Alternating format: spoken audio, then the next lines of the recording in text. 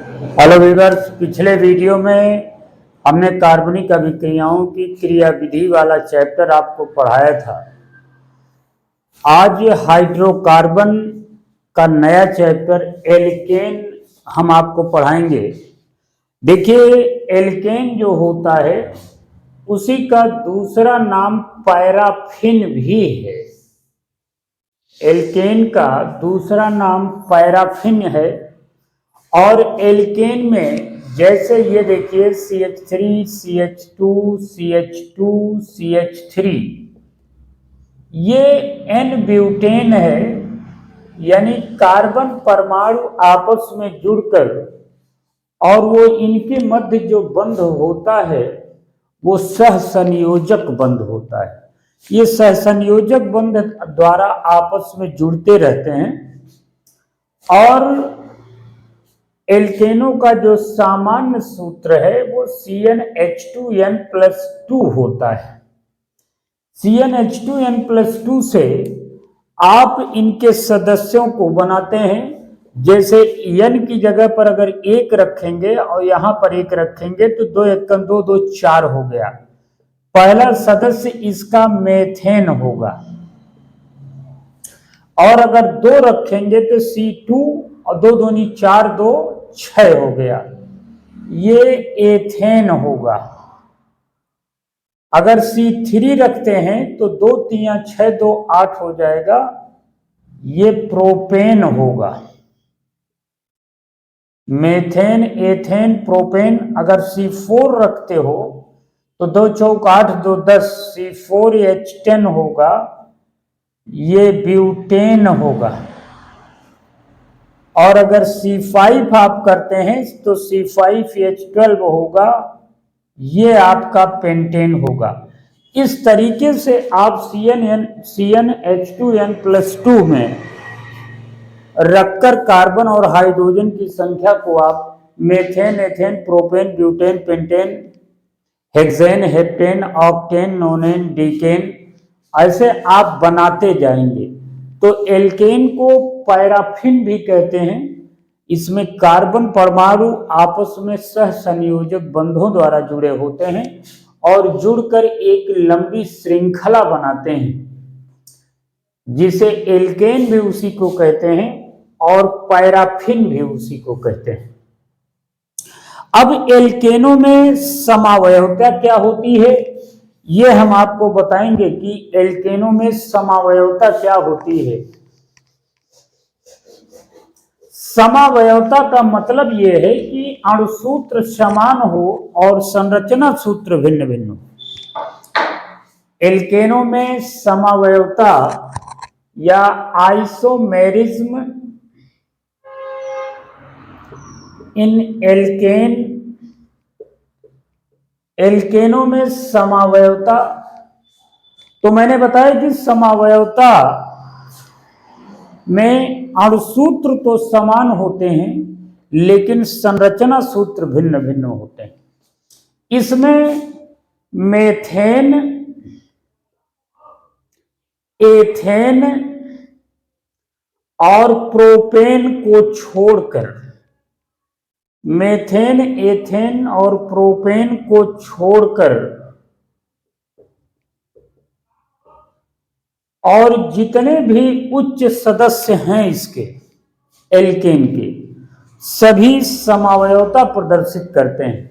यानी किसको किसको छोड़कर, मेथेन को, एथेन को और प्रोपेन को, इन तीनों को छोड़कर जितने भी उच्च सदस्य हैं वह समावयवता प्रदर्शित करते हैं। जैसे एग्जाम्पल के रूप में आप देखेंगे तो C4H10 ये आपका ब्यूटेन है।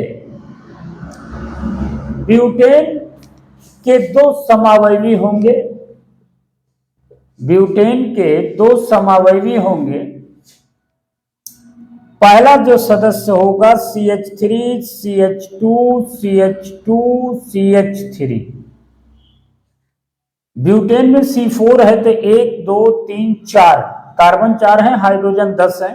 3 2 5 2 7 3 10, इसको हम एन ब्यूटेन कहते हैं, नॉर्मल ब्यूटेन कहते हैं।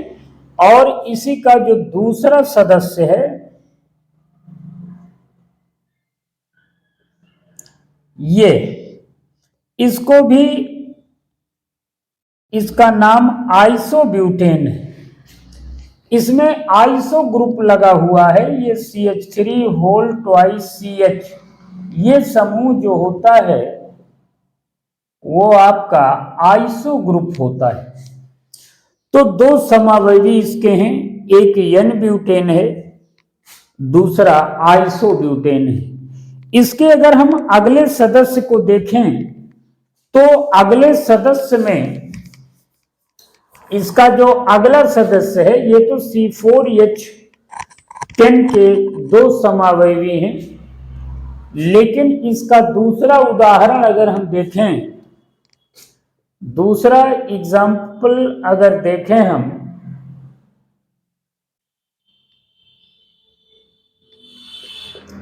दूसरा एग्जाम्पल देखें तो C5H12 होगा, 5 कार्बन है तो ये पेंटेन होगा।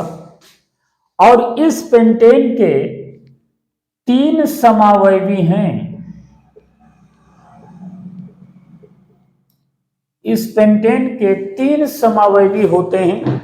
अब पहला समावयवी हम देखते हैं, ये देखिए CH3 CH2 CH2 CH2 CH3, ये पहला समावयवी है।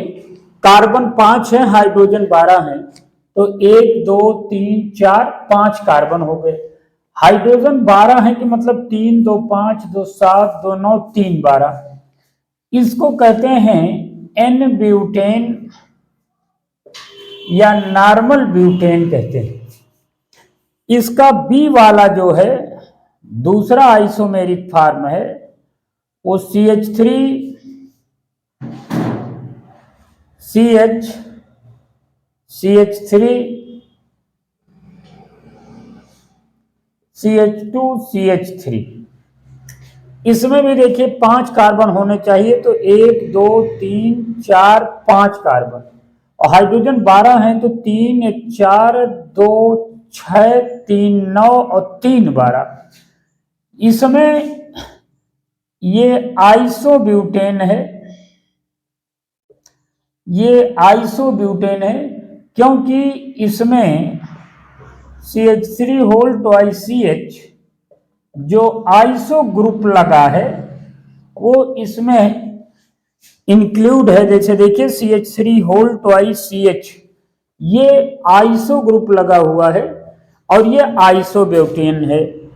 तीसरा इसका जो आइसोमेरिक फॉर्म है CH3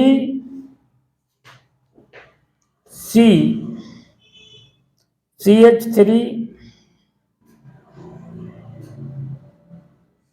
ये नियोब्यूटेन है, नियोब्यूटेन है, सॉरी ब्यूटेन नहीं, 5 कार्बन है, 1 2 3 4 5 पेंटेन है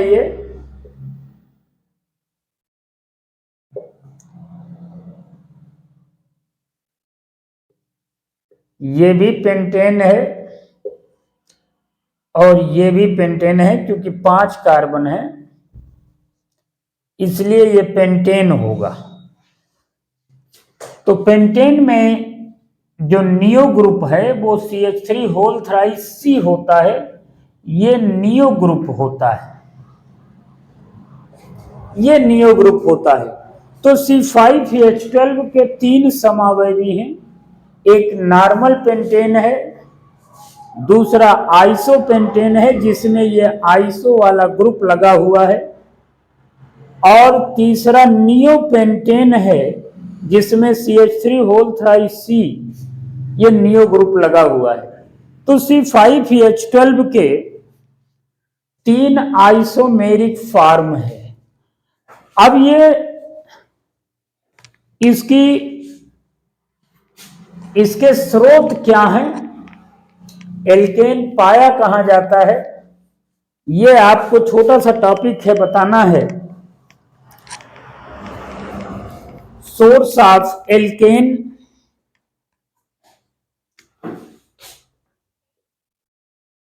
सोर्स ऑफ एल्केन या एल्केन का स्रोत। देखिए, एल्केन का जो स्रोत होता है वह